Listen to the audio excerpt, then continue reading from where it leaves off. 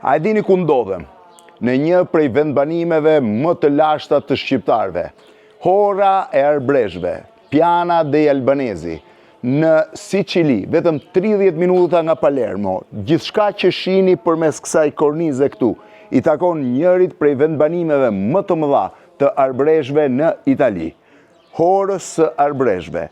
Kryesisht arbresh të ardhur nga zona e Mores, jugu i atëhershëm i Shqipërisë dhe veriu i sotëm i Greqisë. Është shumë e vështirë të flasësh për një prej komuniteteve më të mëdhej të arbreshve në Itali, por njëkohësisht ka shumë pikpyetje për historinë e tyre. Një gjë është e patjetërsuar, fakti që për 540-550 vjet ata e kanë ruajtur në mënyrë spektakolare historinë dhe traditën e tyre.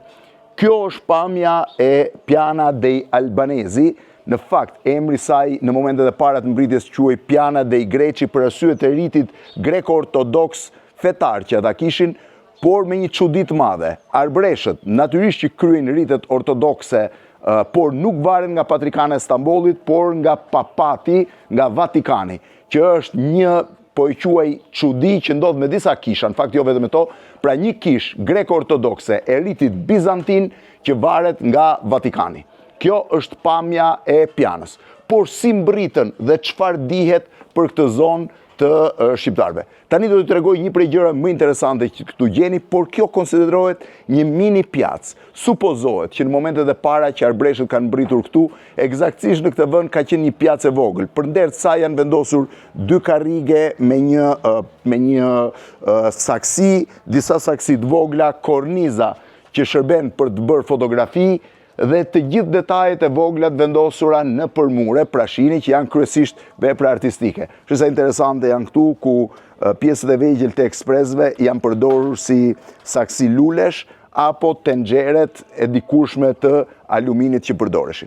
Po kur mbritën arbreshët në horën e arbreshve dhe çfarë dihet për historinë e tyre? Nëse pyet profesorët e Piana dei Albanesi, pra të horës së arbreshve, ata do të thonë që dita e themelimit të horës së arbreshve është 30 gushti i vitit 1488. Në 30 gusht të vitit 1488, prurjet e para të arbreshve të Mores, të cilët u vendosën në zonën e Sicilis, kërkuan që të instaloheshin diku. Në atë kohë, njëra prej dioqezave më të mëdha ju kërkoi atyre të qëndronin në Bregdet, por ata refuzuan nga frika e Saracenëve dhe e piratëve. Kështu që i sollën në këtë zonë, 30 minuta nga Palermo, një zonë malore ku piratët nuk arrinin, por që mbi të gjitha e rrethuar nga male, e tundur me male, siç e thonë arbreshët, ai shërbente si një vend i mbrojtur nga piratët. Kjo është gjëja më interesante. Këto 3 shtëpi për ai guri që shihni këtu, që mbajnë numrin 53. Supozohet sipas arbreshve të horës arbreshve të jenë 3 godinat e para të ndërtuara në 30 gusht të vitit 1488. Janë këto 3 shtëpi në të cilat komuniteti par arbresh filloi të vendosej dhe prej nga ngriti horën e arbreshve, Piana dei Albanesi, që sot ka 6.000 banor, por që në vitet 30 ka qenë një qytet vërtet me mbi 10.000 banor. Kjo është godina e parë, mban numrin 53. Po t'i shihni dritaret e këtyre godinave edhe dera është shumë e ulët. Po të shihni dritaret e këtyre godinave janë shumë të vogla. Ishte vetmja rreze drite që hynte në një shtëpi e ndërtuar me gur, identik me stilin e shtëpive në zonën e Çamërisë sotme dhe më poshtë, sepse kanë ardhur nga gjitha zonat e Mores duke përfshirë dhe deri në gjirin e Artës. Dyert janë të ulta, shive sa është. Dhe gjëja më interesante është që kjo shtëpi e ndërtuar 550 vjet më parë, ka akoma patkojnë shenjën e famshme që sjell fat tek shqiptarët. Këto 3 shtëpia, ndoshta dhe kjo shtëpi përballë meje, ishin shtëpitë e para që u ndërtuan. Prej nga ky vend këtu, pra shihni shtëpitë, prej këtyre 3 shtëpive, ku sot ka dhe një mini balkon interesant, kjo është shtëpia 4, po kjo duket e re, e ndërtuar, edhe kjo ka një patkua të madh, dera tjetër, përmes tyre 3 shtëpive filloi të ndërtohej një qytet e vogël, e cila pak nga pak zbriti drejt qendrës së qytetit. Rrugët e Piana dei Albanesi ose të Horrës së Arbreshve janë fantastike. Po të shihni njerëzit janë kryesisht të vendosur në pjesën e poshtme, kanë braktisur pak këtë pjesë të lartë me të Horrës, e cila po kthehet në një zonë kryesisht turistike, por shumë e bukur. Do ecim pak më poshtë për të parë dhe një mural të Skënderbeut. Si jeni? Jo, Palermo. Palermo? Non sono di più. Dika nga Palermo. Buona Pasqua. Pra, po të shihni, të gjitha shtëpitë me kalimin e kohës janë miksuar midis tyre, shihni ndërtimet e vjetra prej guri, janë bashkuar me shtëpi të stileve më të vonshme, sepse ndërtimi ka vazhduar për thuajse 560 vjet. Ndërkohë do shihni që disa zona janë shumë të bukura dhe janë munduar që t'i mbajnë edhe tradita e varjes së plerave në Ganj, që ka qenë edhe tek ne, për t'u marrë, pra varen aty për të pasur se si të vendoseshin. Shtëpit janë akoma një pjesë me dyert e vjetra, pra ndërkohë këtu mund të shihni një tjetër shtëpi ku miksohet guri me tullën, edhe pjesa e poshtme që lëviz në këtë drejtim. Është kupola e katedrales, kisha tjetër e madhe, janë 10 kisha në Piana dei Albanesi, nga të cilat 9 janë të ritit bizantino ortodoks dhe vetëm një është e ritit latin. Shihni sa detajet bukura ka pjesa e fshatit. Unë jam duke ecur për të treguar një pjesë të Pianës, ishte një pjesë shumë e bukur në të cilën lëvizej në drejtimin e sipërm. Të gjitha këto shtëpi janë kryesisht shtëpi të ndërtuara 3-4 shekuj më parë, 5 shekuj ndoshta ato të parat që ju tregova më të vjetrat, por dhe këtu dallohet, shihni, dallohet nga dera që është një shtëpi të paktën 400-500 vjeçare dhe nga gjerësia e mureve që kanë bërë për t'i mbajtur muret.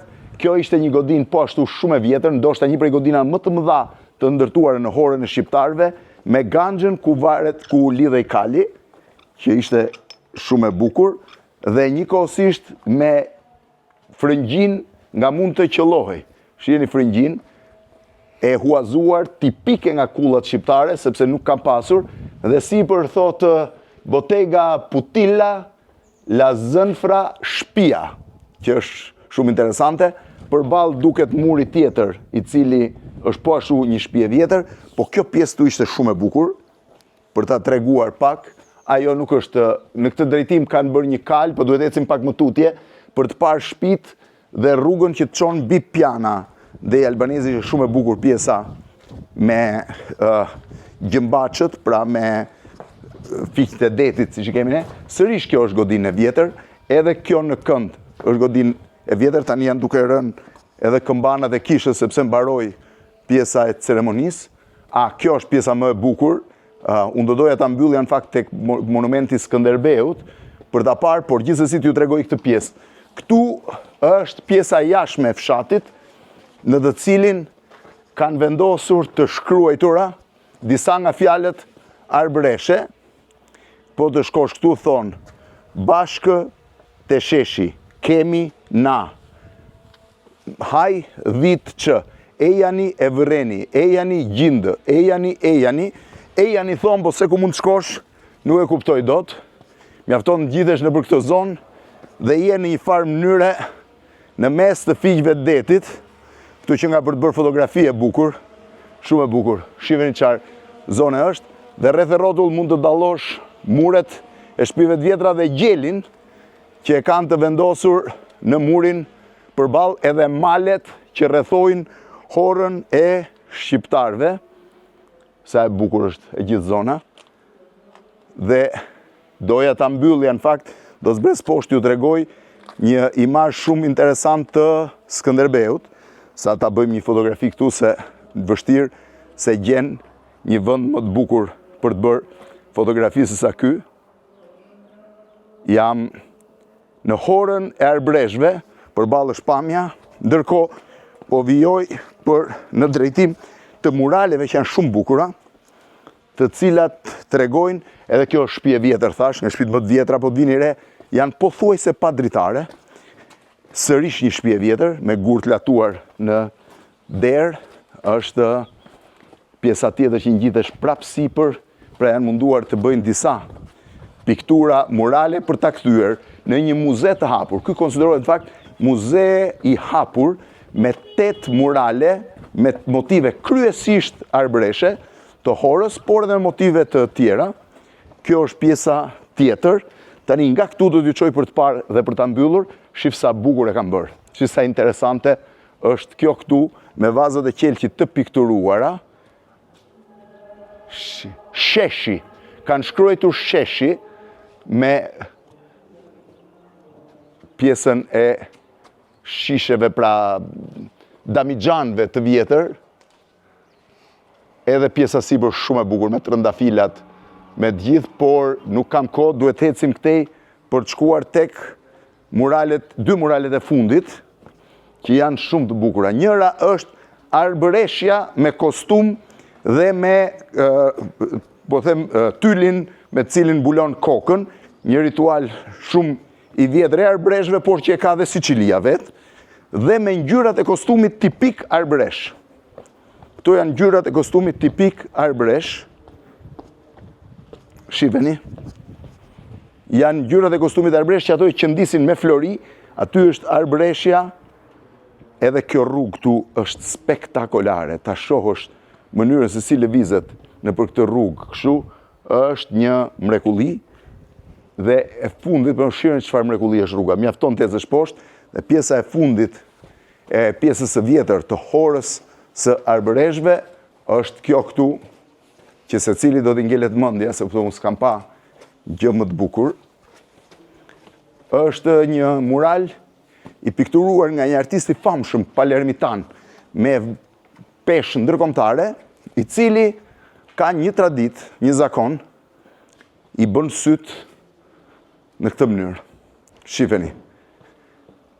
Ky është Skënderbeu. Andrea Bulizi. Skënderbeun do ta gjeni gjithandej, madje edhe rruga kryesore e Piana dei Albanesi quhet rruga Gjergj Kastrioti. Kjo është pjesa shihni malet dhe katedralen poshtë. Hora e arbëreshve Piana dei Albanesi.